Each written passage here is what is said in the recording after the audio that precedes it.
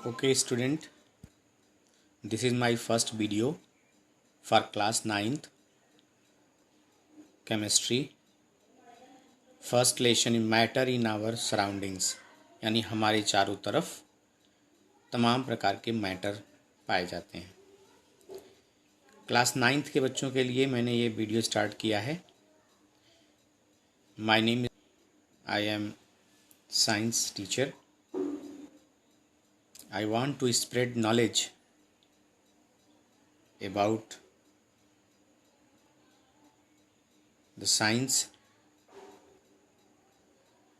to those students who are not reach at large places। मैंने ये video इसलिए बनाना शुरू किया है क्योंकि बहुत से बच्चे हैं जो लॉकडाउन की वजह से बहुत जगह पर नहीं जा पाते हैं पढ़ने के लिए, इसलिए मैंने अपना ये वीडियो स्टार्ट किया है। बच्चों, मैंने अपनी एक कोचिंग खोली थी स्कॉलर्स पॉइंट के नाम से, इसलिए मैंने अपना ऑनलाइन एजुकेशन स्कॉलर्स पॉइंट के नाम से स्टार्ट किया है। तो जितने बच्चे मुझे जानते हैं स्कॉलर्स पॉइंट के नाम से, उसको सब्सक्राइब करना न भूलें। सारे बच्चे इसको सब्सक्राइब करेंगे। तो first lesson matter in our surrounding, यानी हमारे चारों तरफ तमाम प्रकार के मैटर प्रेजेंट हैं। ये वीडियो क्लास 9th के लिए हम बना रहे हैं और इसमें 9th के बच्चों के लिए वीडियो ये अनिवार्य होगी। जैसा कि हम जानते हैं, सिंस अर्ली टाइम, यानी पुराने समय से, human beings have been trying to understand their surroundings. पुराने समय से मनुष्य अपने चारों तरफ की चीज़ों को लेकर के जिज्ञासु रहा है और उसने जो है तमाम प्रकार की चीज़ों को जानने के लिए बहुत से इंडियन फिलोसफर मैटर को 5 भागों में विभाजित किया है, जिनके नाम हैं earth, air, fire, sky and water. यानी जैसा कि आपने सुना होगा, क्षितिजल पावक गगन समीरा, 5 तत्वों से बना शरीरा। तो इस तरह से वैज्ञानिकों ने भी, बहुत से बड़े बड़े फिलासफर ने भी मैटर को 5 भाग में डिवाइड किया कि 5 चीज़ों से मिल करके ये जो है, जिनका नाम दिया गया पंच तत्व। और उसमें जो पंच तत्व नाम दिया गया कि इसमें हवा है, ध्वनि है, आकाश है और अग्नि है। इन सब के मिलने से पंचतत्व का निर्माण हुआ। उनके अनुसार अगर देखा जाए, according to them, everything living और नॉन लिविंग, चाहे वो कोई वस्तु जिंदा हो या मृत हो, was made up of these 5 basic elements. ये 5 तत्व हैं जिनके वजह से, चाहे वो सजीव हो या निर्जीव हो, हुए हैं पुराने फिलासफर्स के हिसाब से। अगर देखा जाए, बहुत से ग्रीक फिलासफर्स आए जिन्होंने इस मैटर को अलग अलग तरीके से डिफाइन किया। लेकिन आज के समय में modern day scientist have evolved 2 type of classification of matter based on their physical properties and chemical properties. माने फिजिकल प्रॉपर्टीज और केमिकल प्रॉपर्टीज के आधार पर आधुनिक समय में वैज्ञानिकों ने केवल 2 भाग में ही डिवाइड किया है। वो चाहे उनकी भौतिक संरचना के आधार पर हो, चाहे उनके रासायनिक संगठन के आधार पर हो। यही 2 प्रकार हैं और इस चैप्टर में यही पढ़ना है। तो पहला हमें पढ़ना है फिजिकल नेचर ऑफ मैटर। अगर हमें ये जानना हो कि फिजिकल नेचर ऑफ मैटर, यानी कि जो मैटर हैं उनका फिजिकल रूप कैसा है, माने कैसे ये होते हैं। फिजिकल का मतलब होता है जिस चीज़ को हम जिसका रूप बदल जाए और उसके बाद फिर से वो पुनः अपनी अवस्था में आ जाए, उसको फिजिकल कहते हैं। और जो एक बार बदलने के बाद दोबारा फिर अपनी अवस्था में ना आए, उसको रासायनिक कहते हैं, उसको केमिकल मैटर कहते हैं। तो केमिकल नेचर और फिजिकल नेचर दोनों अलग अलग है। माने फिजिकल नेचर का मतलब जो अगर किसी अन्य रूप में बदल दिया जाए लेकिन फिर से अपने रूप में वापस आ जाए, वो फिजिकल नेचर हुआ। और केमिकल नेचर क्या हुआ? जो एक बार बदल जाए दोबारा अपने भाग में न आए। जैसे दूध से अगर दही बन जाएगा तो दही से फिर दूध नहीं बन सकता, तो वो एक केमिकल नेचर हुआ। अब आगे बात करते हैं, matter is made of particles. माने तमाम प्रकार के जो मैटर हैं वो छोटे छोटे पार्टिकल्स से मिल करके बने होते हैं।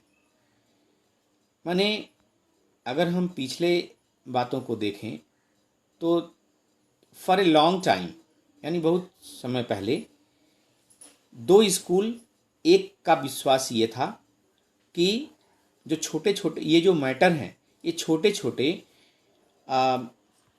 ये जो मैटर हैं ये लकड़ी के ढेर से मिलके बने हुए हैं।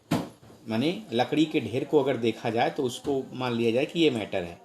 लेकिन दूसरे स्कूल जो थे, मतलब दूसरा स्कूल जो था, उसका विश्वास ये था कि नहीं, ये जो मैटर हैं ये छोटे छोटे बालू के रेत की तरह छोटे छोटे पार्टिकल से मिलके बने हैं। माने one school believed matter to be continuous like a block of wood, whereas the other thought that matter was made of particles like sand. Let us perform an activity to decide about the nature of matter. It is continuous or particulate. आइए एक activity के द्वारा ये जानने का प्रयास करें कि एक्चुअल में ये होता कैसा है, ये बालू की तरह होता है कि लकड़ी की तरह होता है। तो इसमें पहली एक्टिविटी देखते हैं। एक्टिविटी जिसमें लिखा गया कि टेक ए 100 ml बीकर, माने 100 ml का एक बीकर ले लें और उसको आधा पानी से भर दें, मतलब आधे लेवल तक पानी से भर दें, और उसमें जो है कुछ मात्रा जो है नमक की मिला दें और कुछ मात्रा जो है नमक की मिला दें या चाहे चीनी की मात्रा मिला दें, यानी सॉल्ट मिला दें या शुगर मिला दें। और उसके बाद उसको ग्लास राड से, माने एक लंबी सी ग्लास राड कैसी होती है? ग्लास राड का मतलब हो गया कि जैसे ये इस तरह से, माने एक ग्लास राड होती है ऐसे लंबी सी, और उसके बाद इस ग्लास राड जैसे ये आपका, ये मान लीजिए आपका 100 ml का ये बीकर हो गया और इसको आधा भर दिया गया, आधा पानी से भर दिया गया, और इसको इसमें जो है ग्लास राड को डाल करके इसको बार बार हिलाया गया, इसको हिलाया गया, तो फिर ये स्टायर हो जाता है, यानी पूरा का पूरा क्या करता है, इसमें मिल जाता है। और उसके बाद हम देखते हैं कि जब ये साल्ट या शुगर इसमें मिल जाता है तो इसमें परिवर्तन क्या आता है, माने पानी के लेवल में क्या परिवर्तन आता है या शुगर के लेवल में क्या परिवर्तन आता है। अगर हम उसको शुगर को या साल्ट को इसमें मिला करके घोलें तो क्या पानी का जो लेवल है शुगर को डालने से या साल्ट को डालने से, माने चीनी को अगर हम डाल दें या नमक को डाल दें, तो क्या पानी का लेवल जो है क्या वो चेंज हो जाएगा, पानी क्या बढ़ जाएगा? नहीं, ऐसा नहीं होगा। क्यों नहीं होगा? Observe any change in the level do you think has happened to the salt?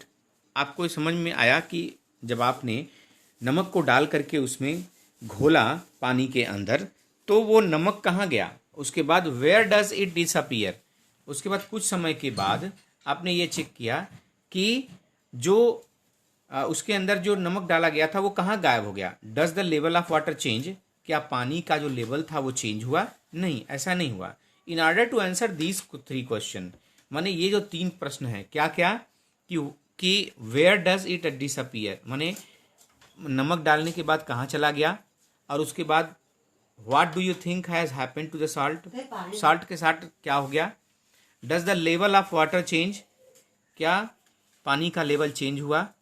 In order to answer these questions, इन तीनों प्रश्नों का जवाब ढूंढने के लिए need to use the idea that matter is made up of particles, हमको ये समझना होगा कि जो पार्टिकल्स हैं वो छोटे छोटे, मतलब जो मैटर हैं वो छोटे छोटे पार्टिकल्स से मिलकर के बने हुए हैं, और जब हम इनको पानी के अंदर डाल देते हैं तो पानी के अंदर डालने के बाद ये जो छोटे छोटे पार्टिकल्स होते हैं पानी के जो स्पेस होते हैं उनमें घुल जाते हैं, और इसीलिए जो है ये दिखाई नहीं देते हैं। साल्ट और sugar has now spread through out water, ये क्या करते हैं, धीरे धीरे पूरे पानी में ये स्प्रेड हो जाते हैं, यानी फैल जाते हैं।